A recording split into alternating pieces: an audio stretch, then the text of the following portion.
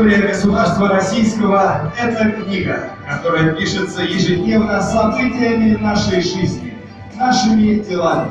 И мы счастливы, что современная жизнь многонационального Томска – достойная страница этой истории. Вещи стойко прошли через все смутные времена. Может быть, потому что всегда помнили о том, что наши предки, российские первопроходцы и основатели Томска, пришли в этот край не воевать, а строить. Сколько ни пытались превратить Сибирь во всероссийскую каторгу и ссылку, жизнь брала свое. И сюда, в Сибирь, люди ехали в поисках земли и воли, работы и счастья. Граждане сотен национальностей строили наши города, осваивали месторождения нефти и газа, прокладывали крупнейшие в мире трубопроводы, создавали химическое и атомное производство, открывали университеты. И сегодня Томск – один из ведущих образовательных центров России, который за последние годы стал одним из лидеров по числу иногородних студентов в Российской Федерации.